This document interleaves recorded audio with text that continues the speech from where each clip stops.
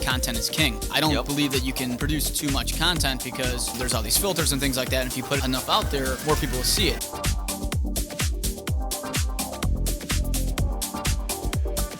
Welcome to the Matt Laricy Project. This show about all things real estate, business, marketing, and entrepreneurship. Each show consists of myself, Matt Laricy, and a guest.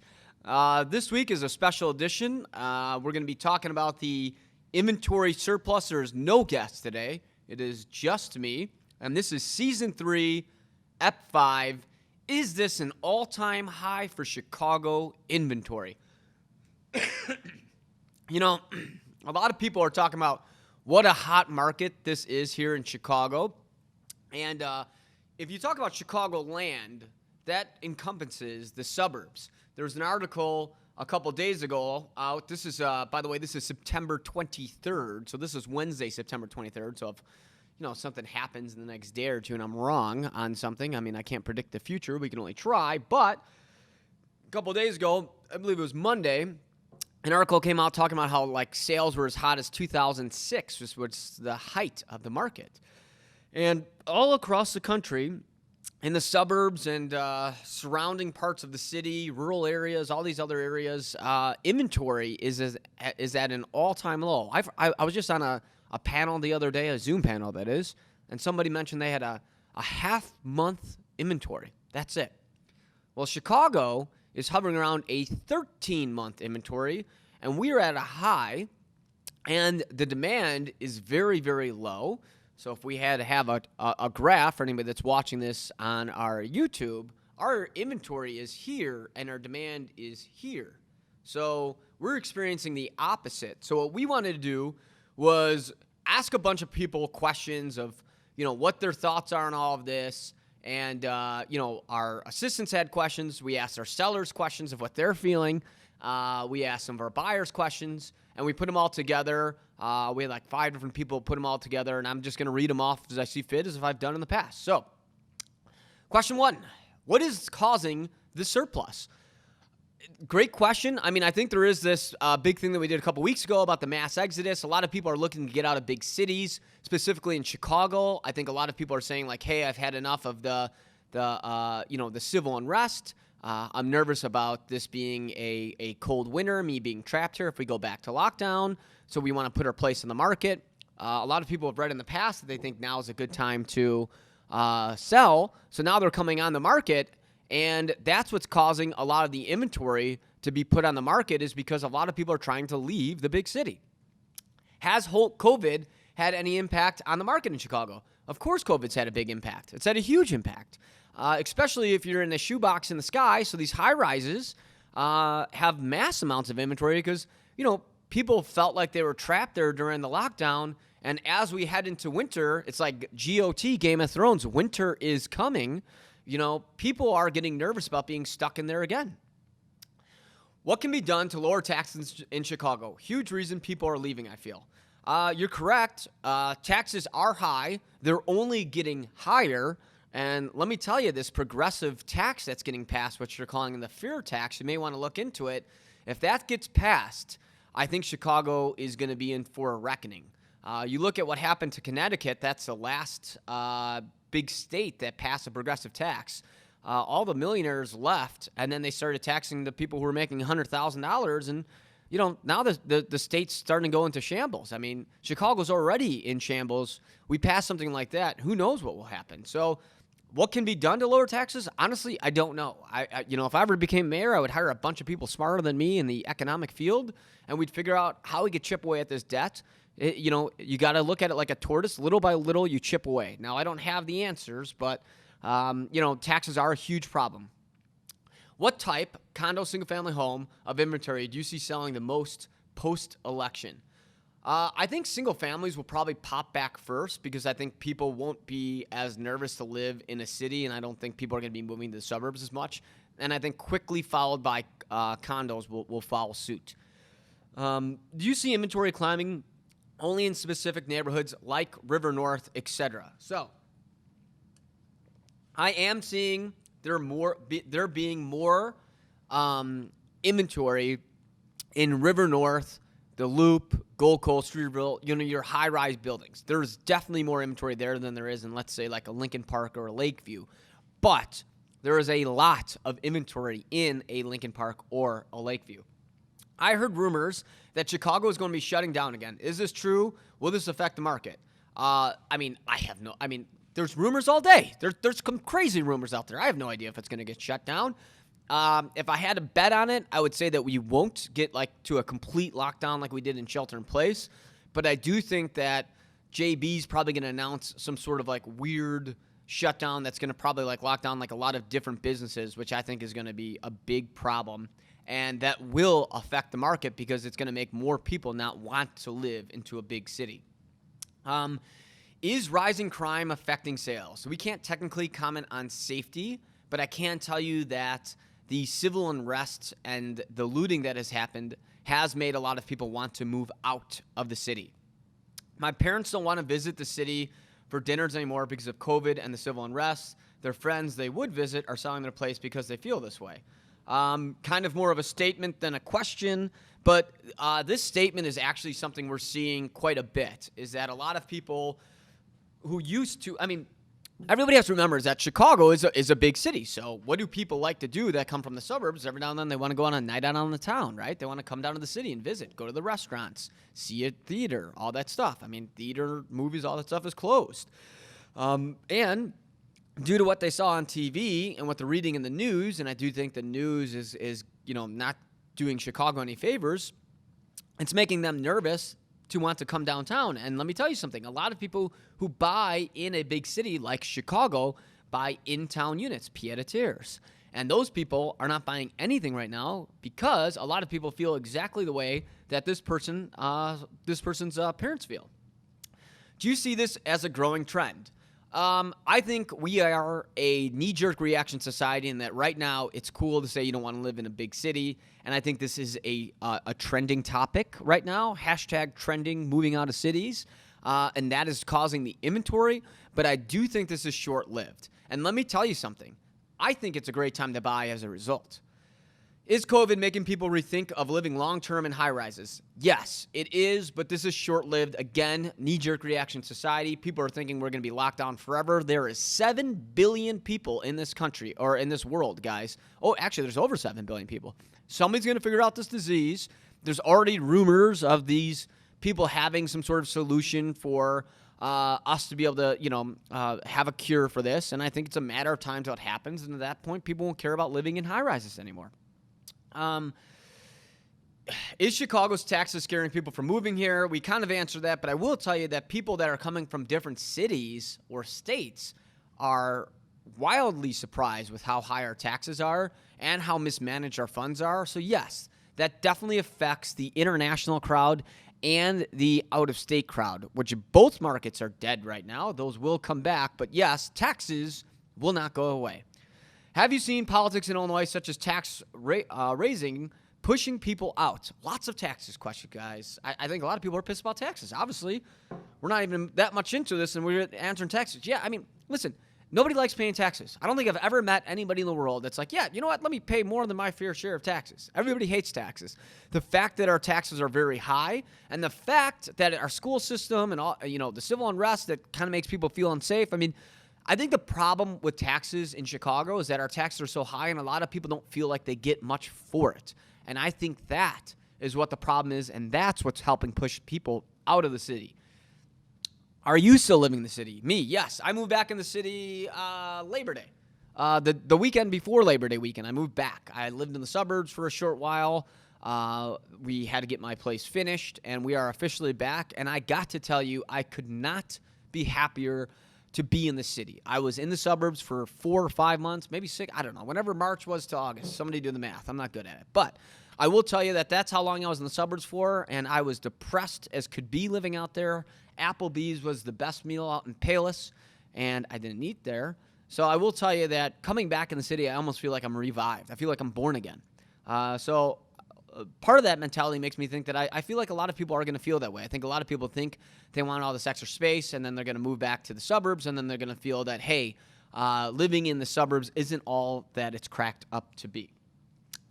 Does what's going on make you nervous? Would you ever sell your place and move to the burbs? Absolutely not. You could never move me to the suburbs full time. I would never want to live in the suburbs. All of this stuff that's going on, I do believe is short-lived, and I am not nervous about the long-term effects of what's going to happen in the city, but I think for the short term, it's cool to talk about what's happening here. Has the lockdowns made people realize they want more space? Are your clients buying bigger places in the city or heading to the burbs? Kind of redundant to what we just talked about, but I will tell you that people are looking for bigger places than they normally would. We would normally see people say, well, I don't need that much space, and people would never mention a home office, really. I mean, people like to be out, or, if everybody remembers, there's this place called WeWork. There's all these clubs across the city, East Bank, Soho House, all this stuff that people like to go work at. They get out of their house because people don't want to be in their house. And now, lo and behold, COVID hits and nobody wants to leave their house and they all want to live in their condo. So this is what's telling me to everybody in the world out there, let's not be a prisoner of the moment. Don't forget that all these places, WeWork, Soho House, all these places that you love to go to still exist. And the minute there's a cure and you feel comfortable, you're going to want to go work from there again. You're not going to want to live from home. So yeah, our people are moving to the suburbs. Yeah, our people are looking for some more space. But guess what? This time next year, I'm going to do one of these as a follow-up and tell you like, hey, remember when all those people wanted those McMansions and now they're like, hey, it's so much space and I wish I was around more action? Time will tell if I'm right or wrong. I have a feeling I'm going to be right. Are your listings with more outdoor spaces, etc., moving faster than ones with than your other listings?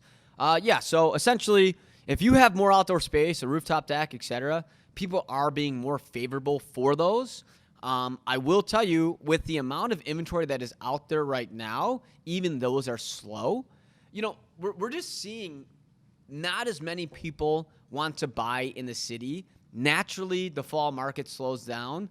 Due to COVID and the civil unrest, we are noticing that inventory is building much more. Are you noticing people with kids move to school district where schools are open? Honestly, I'm not.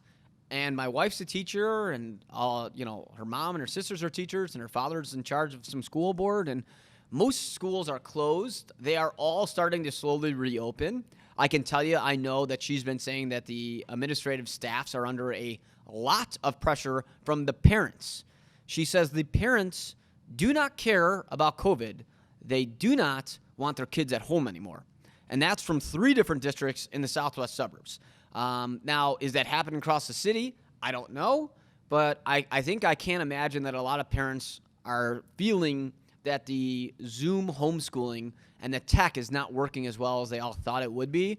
And it's probably driving them and their kids crazy, which is why the administrative staffs are under so much pressure. And, as of September 23rd, I'm already starting to see some schools start to slowly reopen. And I know my wife's school, it's a matter of time till the kids start coming back. What can sellers do to make their homes more appealing to buyers during this time? Turning bedrooms into an office, etc. I think if you're in a smaller place, making it look bigger by having a desk in there will help. I think if something's a little bit more move-in ready, because a lot of people are nervous about contractors coming in and stuff like that, can help. But, at the end of the day, it's going to come down to price. There's so much inventory out there that you have to make sure that A, your place looks really well, and B, your price really well. And the other thing is that, this is something, I don't know if this is going to be a question or not, but when I talk about pricing, sometimes you don't want to just drop the price just to drop the price. If you're struggling to sell your property, you don't just go from, $500,000 to $400,000 because you think it's going to help sell. If you're at $500,000 and all your neighbors around you are selling and they're listed right around $500,000, then I would drop the price. If you're listed at $500,000 and all your neighbors around you are listed at $500,000 and nobody's selling, there's no point to drop the price just to drop the price. I mean, sometimes the market's just not there. And for you sellers out there who are getting frustrated, trust me, I'm a seller right now too. I'm frustrated too. You got to be patient. It sucks to say that. And I sound like an asshole and you're like, Matt, you suck for saying that. But the reality is we got to be patient and let the market kind of come back. What advice do you give sellers who want to list their homes right now? Kind of just touched on it, but I will tell you is that I'm telling everybody is that you have 0% chance to sell if you're not on the market, but if you are on the market, you do have a shot.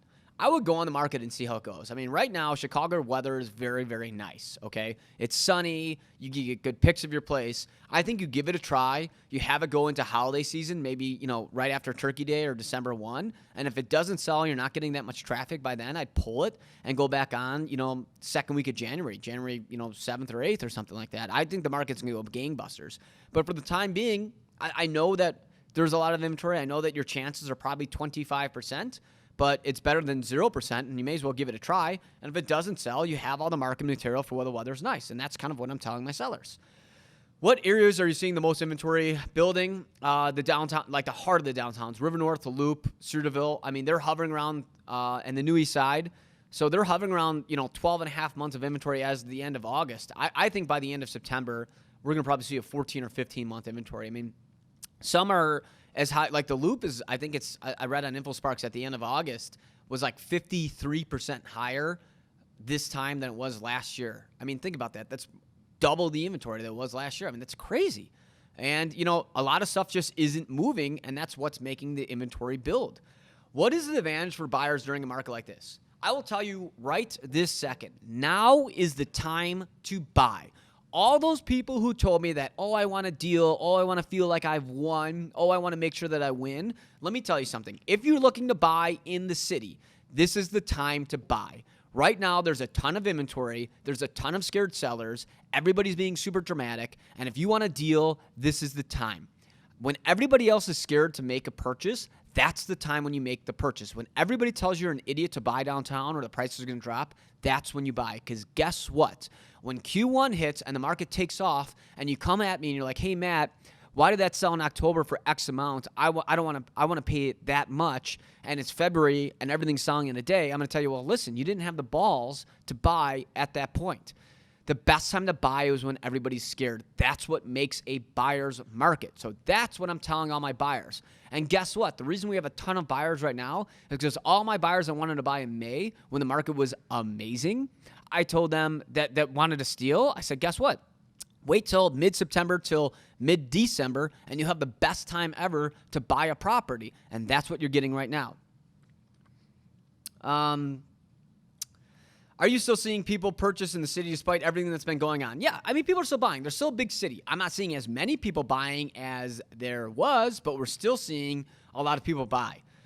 What is going to happen to the market if inventory is going to keep growing? I think inventory is going to peak by the end of September. I think come the end of September, we're going to start seeing a lot of people start pulling their properties off the market. I told everybody that I thought, this fall would be the bloodiest fall since 2011 because it would be the bloodiest election in modern history. Throw the civil unrest and the looting. Those last two I didn't predict, but I did say in February that I thought this fall was going to be atrocious. So we're in it. Both parties are trying to win this thing by fear. So inventory is going to build, but at a certain point, sellers are going to be like, fuck it, I'm pulling my place off the market. And at that point, the demand is going to start to kind of meet the same expectations where the inventory is. Right now, it's just very lopsided. What are you doing to move the inventory you have? I mean, I'm doing everything possible. There's not a single thing I'm not trying to do. All day long, I mean, I have bags under my eyes from getting yelled at all day by my sellers, and I get it. But there's not a single thing we're not doing. We're calling brokers. We're emailing brokers. We're e-blasting brokers. We're reverse prospecting. We're running social media ads. I'm spending a shit ton of money on social media ads every single week. We're doing opens. We're doing broker opens. We're on every website in the world. We're sending presentations out like mad. I mean, literally, if you could think of something to do to sell a place, we're doing it. I'll put on a clown suit in front of a property if it takes to sell the property. I don't care. But at the end of the day, all we could do is do everything possible to move it. I can't change the market, unfortunately. If I could, I wouldn't be selling real estate. But we are trying tooth and nail to move this stuff. Since there is so much inventory, do you recommend sellers try to list their homes for rent too? Yes. But let me tell you something. This is one of the main reasons why inventory is sticking. So pay attention closely because this is a huge reason why inventory, especially in high rises, is high. Typically, I had to take a sip of coffee to answer this one. Typically, after Labor Day, a lot of sellers who couldn't sell, who priced too high in the summer and said, like, listen, I want to sell my property, and it didn't sell, they're like, fuck it, let's put it up for rent and sale at the same time.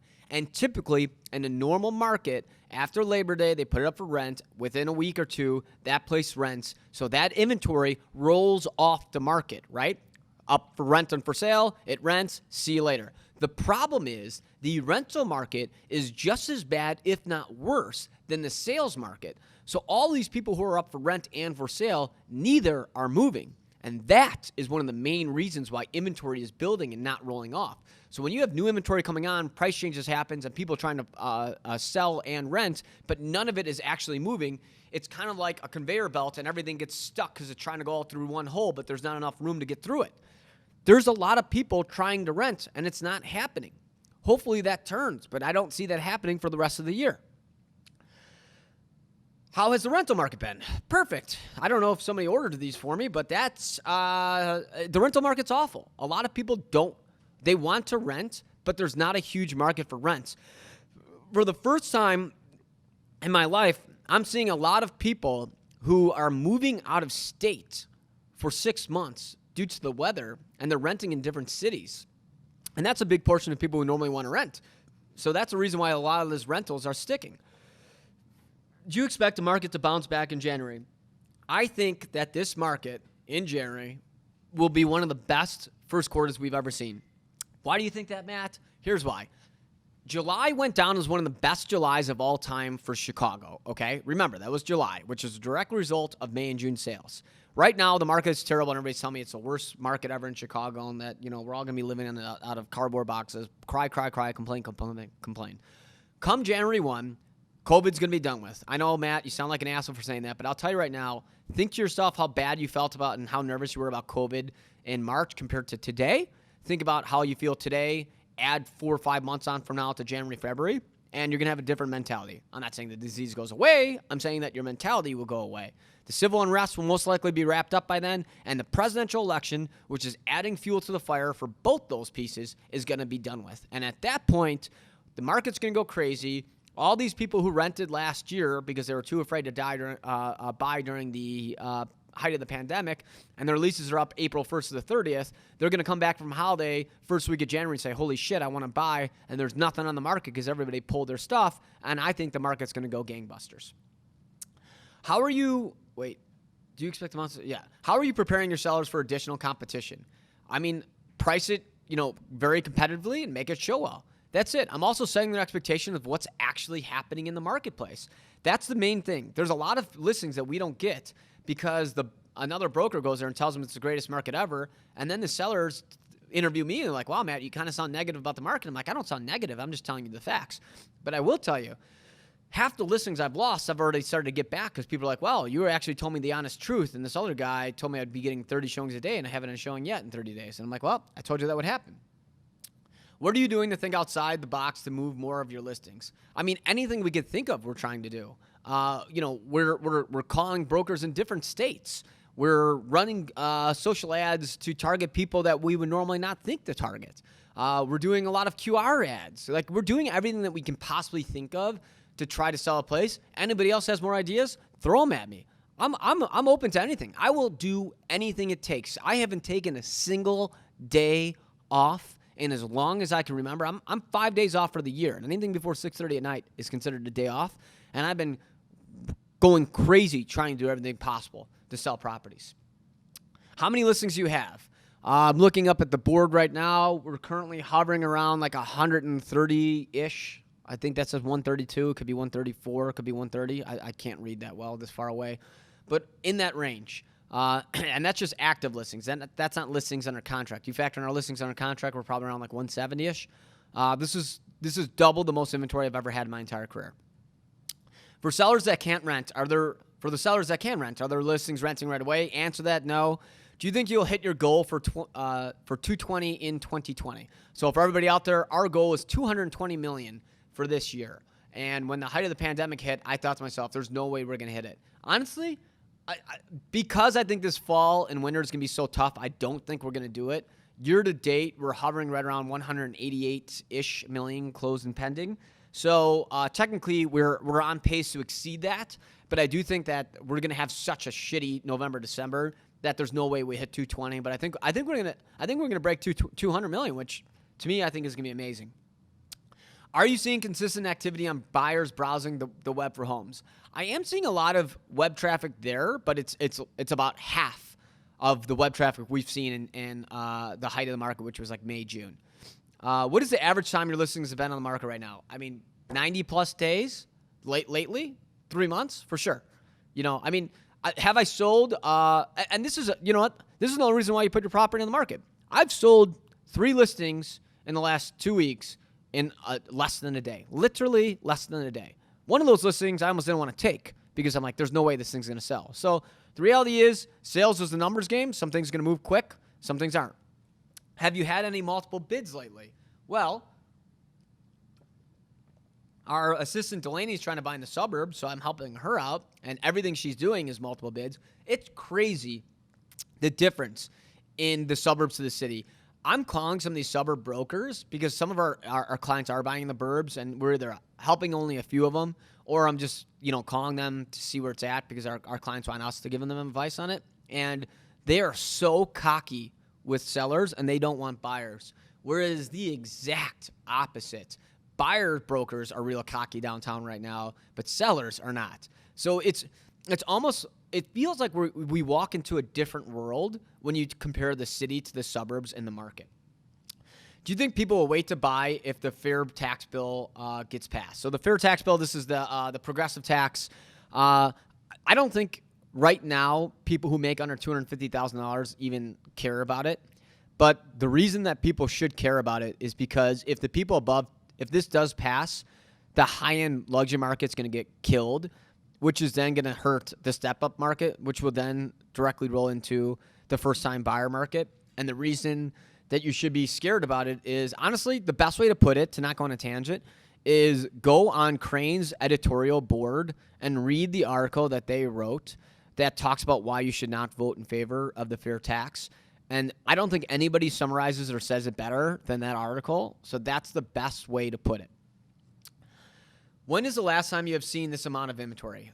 Since the Great Recession. I remember like 2010, 11, which was, in my opinion, the bottom of the market for Chicago. That's when I saw this much inventory. I've never seen this much inventory in my entire career other than that.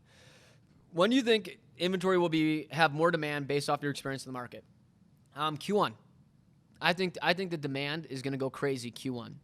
I do. I think it's going to be a totally different market.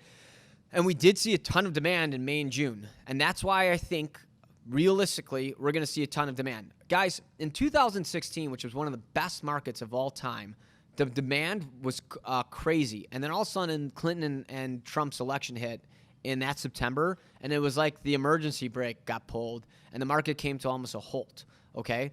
Now, this is a totally different market with 2 other things going on top of it. But I will tell you that the trends are the same. And if you look for the patterns in the marketplace, you will win. So if you're a buyer, win while you can because the demand, it's coming. Once winter is done with, this demand is going to go through the roof. How do you think COVID-19 happening this year has created more inventory? I mean, it's basic, guys. I mean, a lot of people don't want to live in high rises due to the pandemic. People are scared of elevators, etc. So that's kind of helped create the perfect storm of want to have a lot more inventory. At a certain price point, is it better to just wait it out until after election as a seller? Yeah, I think so. Again, I think it's worth staying on the market till like Turkey-ish day and then pulling it because, again, you just don't know. But there's no point to just keep cutting price just to keep cut price if the market's not there. It doesn't make sense to go down to $1 if maybe you get sold for $1 million if you just wait 3 months. Think about the cost that you lose in the meantime. Which neighborhoods have had the most inventory and which have had the least? I mean, we've kind of beat this one down. Which price points have the most inventory and which have the least? So the high-end market, the luxury market's the one that's getting has the most inventory because that's the least amount of people that are buying. I mean, I hate to say it, but I mean, how many people are buying a $3 million plus condo in, Gold Coast today? I'm not saying, like, Matt, well, I just sold one and, I can't keep it off the market. Okay, I get it. Maybe somebody has one, okay? The reality is that market's the deadest. And the easiest market is that $200,000 to $300,000 market for first-time buyer in, like, let's say, Lincoln Park or Lakeview. That's not high-rise. So, it's pretty basic which ones have the most and least. Are any of your clients getting good deals yet? Yeah. I'm crushing it for my buyers. My buyers are cleaning up. I literally just sold a place for $100,000 and some odd thousand less than what the sellers were asking for. I also did that representing the seller too. I mean, some people are crushing a deal. This is the best time to buy, guys. If you're listening and you want a deal, this is it. When's the best window to get a steal around the election? Now, right now. Because after November 4th, an election gets done with, let me tell you something. The confidence is going to start to grow, whether you like it or not. Whether Biden or Trump wins, I don't care who you support, the confidence is going to start to grow more. Do you think all the weather issues in other parts of the U.S. will make Chicago a more attractive, safer option? I mean, I'm assuming somebody's talking about like the hurricanes and the fires and stuff like that, but let me tell you something. Whoever wrote this question, maybe you've never sat in a Chicago winter, but typically it sucks. So I think a lot of people rather go through a couple tropical storms and sit in, a terrible winter. When do sellers decide to switch to renting versus selling? A lot of people, usually after like 3 months, people kind of start throwing in the towel. And if they have the ability to rent, that's usually when they decide to put it up for both. How do renters know when they can approach if there's a place currently listed for sale, but they're only interested in renting? When renters know if they could approach a place currently listed for sale if they could rent. So essentially, a place is on the market for sale, and somebody's like, hey, listen, I'd like to rent that. I mean, I think anything out there, if you have your eye on something and it's on the market for sale and it's been on the market for 3+ months, see if they would be open to renting it. Is it easy to get a rental right now? Yes. If you're a renter, you could get a great deal. You could usually get a great deal in the fall regardless, but given the current climate, you can get an even better deal. Are you getting a lot of your clients coming from other agents who weren't able to sell their home, hoping you could get it done? Yeah. I'd probably say half the listings I got right now are because somebody else told them it was the greatest market of all time, so they decided to come to us. Realistically, though, when I take it over, I set the correct expectations, say, like, listen, here's what I can do, and I apologize that somebody else didn't tell you the right things of why it didn't sell, but, the market's the market. We can't change the market, and inventory is, it's up there right now. Are high-rises doing anything to accommodate COVID concerns? Are they doing enough? I think high-rises are doing as much as they can. I mean, you have to sign waivers in most of them. You got to wear masks. Only a few people to an elevator. They have all like the stickers on like where you're supposed to stand in the elevator. I mean, they're constantly cleaning up. I think high-rises are doing everything. In fact, I think high-rises are going above and beyond. And can they do anything more? No. I mean, you can only do so much. I know a lot of people want to be dramatic and say like, the high-rises are killing people and blah, blah, blah. I don't think they are at all. I think the reality is that they're doing what they can to try to, make the best of the situation that they're in.